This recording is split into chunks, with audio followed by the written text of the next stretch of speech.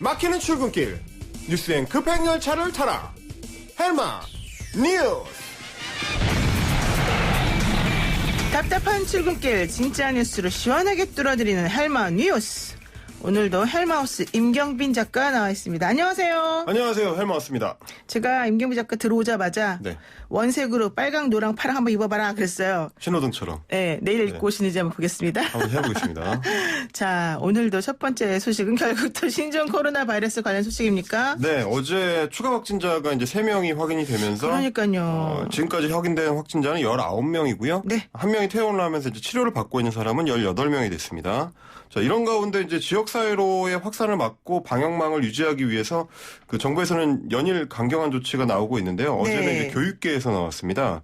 서울시교육청이 서울 중랑구와 성북구의 유치원, 초중고교 42개 교에 대해서 오늘 13일까지 휴업 명령을 내렸습니다.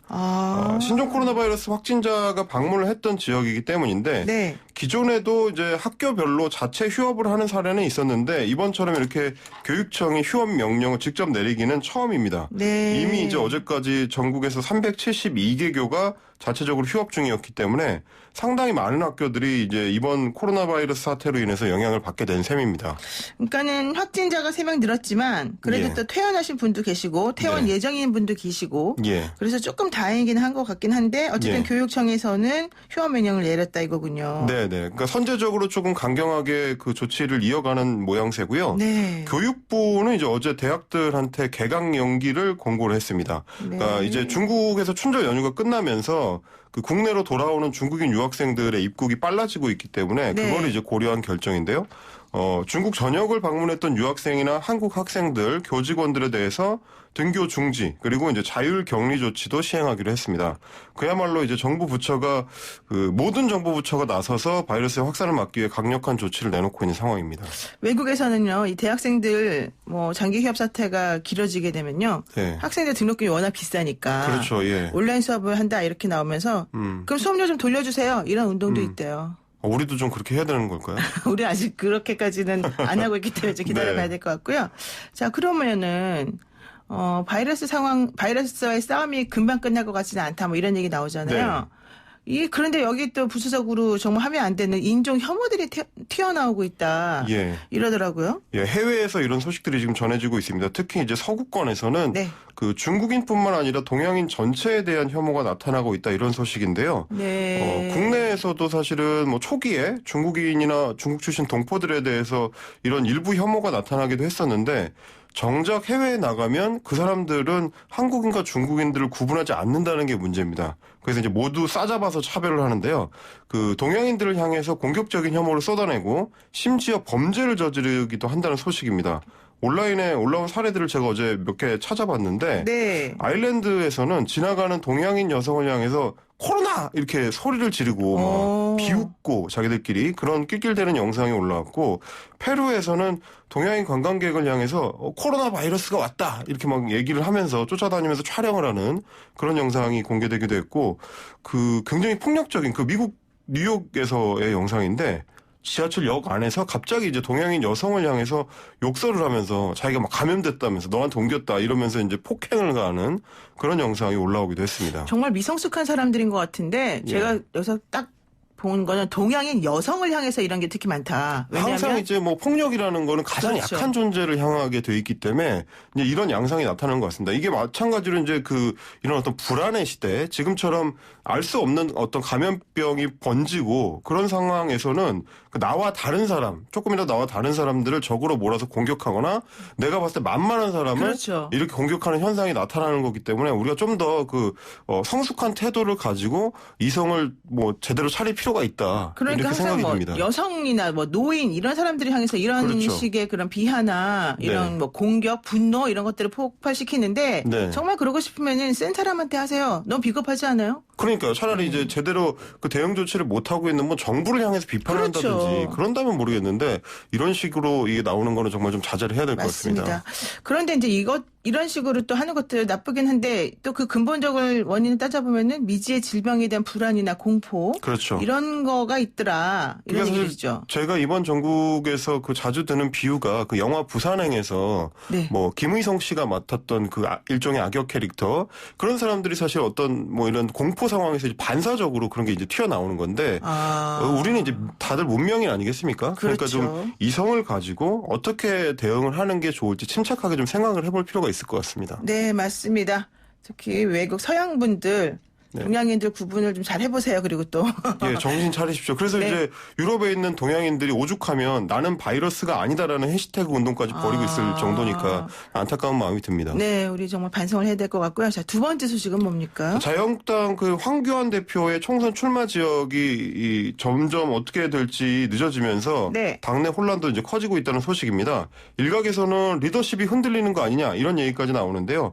어제 한국당 공천관리위원회가 회의를 열어서 황 대표의 이제 종로 출마 여부를 논의를 했는데 이번에도 또 결론을 내지를 못했습니다. 그러다 보니까 어제 회의에 참석했던 이석연 공관위 부위원장의 이 얘기를 들어보면 어제 회의가 마치 황교안 일병 구하기 회의였다. 이렇게 느껴질 만큼이었다. 공개적으로 불만을 표하기도 했습니다. 그러니까 솔선수범해야 되는데 대표가 그렇게 안 하니까 네. 그러면서 남들한테는 가라 그러니까 좀 안 좋다 이런 분위기였는데 여기에 대해서 김병준 전 비대위원장하고 또 다른 전희경 의원이나 뭐 이런 분들. 네, 전주경 의원이라든가 또 홍정우 의원 전 의원, 예. 이런 분들이 또 종로에 나올 거다 이런 얘기도 있더라고요. 사실은 황교안 대표 입장에서는 굉장히 모냥 빠지는 그러니까요. 상황인 거죠, 이게. 네. 마치 대타를 내보내는 것 같은 그림이 그려지다 보니까 이게 이제 이런 상황인데 보통 정치권에서는 어디에 출마를 할지를 먼저 결정을 한 다음에 그렇죠. 내가 이런 험지에 나갑니다. 이렇게 발표를 하는 게 원래 순서인데 이게 순서가 뒤바뀌다 보니까 약간 스텝이 좀 꼬이는 모양새고요. 네. 이 와중에 정작 그 이런 대타가 누가 나갈 거냐라는 얘기가 나올 정도가 되고 무소속 이정현 의원 이제 예전에는 이제 새누리당 소속이었으니까 어제 저희 방송 인터뷰 하셨어요. 예, 네. 그 종로에 내가 나가겠다 이런 선언까지 나오면서 네. 이거 자칫하면은 정작 황교안 대표가 종로에 나가더라도 떠밀려 나가는 모양새가 그러니까요. 될 수가 있어서 벌써 타이밍 글른 거 아니냐 이런 얘기까지 나오고 있습니다. 모양새와 명분에서 조금 밀렸다 이런 얘기인데 그러면 네. 황 대표 본인은 뭐라고 해요?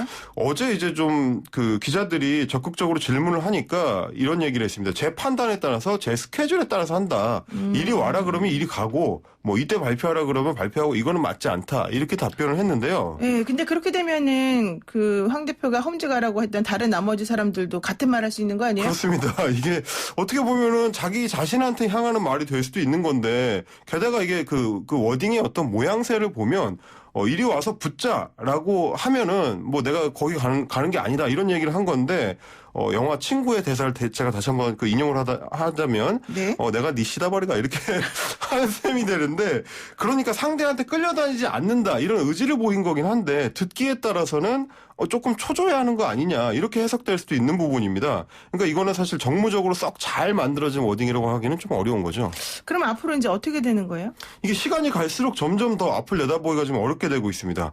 그러니까 종로에 나갈 수도 없고 그런다고 다른 데로 나가면은 이게 도망치는 것처럼 보일 수도 있고 그러다 보니까 한국당의 한 의원은 결국 불출마밖에 답이 없다. 이런 식의 이제 극단적인 주장이 나오고도 하는데 말씀하신 것처럼 뭐 홍준표 전 대표라든지 김태호 전 경남지사 같은 분들한테는 고향 대신에 험지에 나가라. 이렇게 종용을 해왔는데 이게 점점 힘을 받기가 어려워지는 모양새고요. 네. 이래저래 이제 지역구 선택 하나 때문에 스텝이 꼬이고 있는 모양새입니다. 그렇군요. 제1야당이 힘들어하고 있다.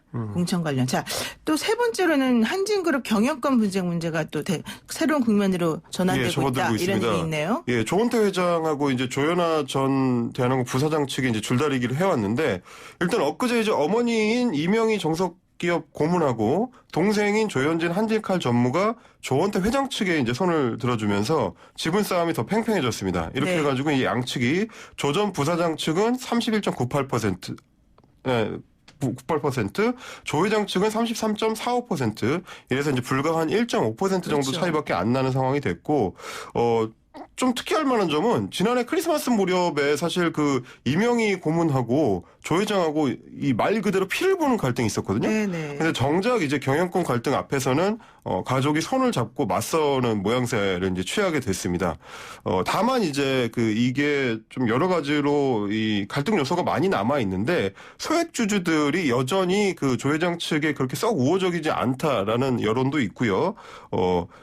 이 4% 이상 갖고 있는 국민연금 변수가 남아있기 때문에 양측의 표 대결은 앞으로도 좀 더 치열해질 전망입니다. 국민연금 측에서도 또 조금 계속 적극적으로 표 행사를 하자 뭐 이런 얘기도 있는 것 같은데 예. 이 얘기가 나오니까 어제 관련 뉴스로 뜬 게 또 조현아 전 부사장 생일 파티 때문에 너무 악몽이었다. 네네네. 승무원들이. 네네. 뭐 이런 얘기가 나와서 좀 이상하게 좀 가고 있더라고요. 그러니까 이제 서로 지금 계속 여론전을 하는 모양새입니다. 이게 뭐 사실 여론전이군요. 외부에서는 뭐 국민연금이든 혹은 KCGI라고 이제 강성부 펀드나 이런 데서든 그렇죠. 꾸준히 이제 기업 운영을 좀 더 투명하게 하고 경영에 혁신을 해야 된다. 그러면서 지배구조를 개선해야 된다 이런 얘기를 계속 내놓고 있는데 정작 사실 지배구조 개선을 하게 되면 양쪽 다 그러니까 경영권에서 손을 놔야 되는 그 오너 가문을 하라는 얘기가 되는데 자기들한테 사실 칼을 들이대기는 좀 힘든 모양새잖아요. 그렇죠. 그러니까 이거는 앞으로도 조금 더 상황을 좀 지켜봐야 될 것 같다. 이런 모양새입니다. 맨날 지켜보기만 해야 되는 우리는. 자, 오늘 말씀 여기까지 듣겠습니다. 고맙습니다. 감사합니다. 지금까지.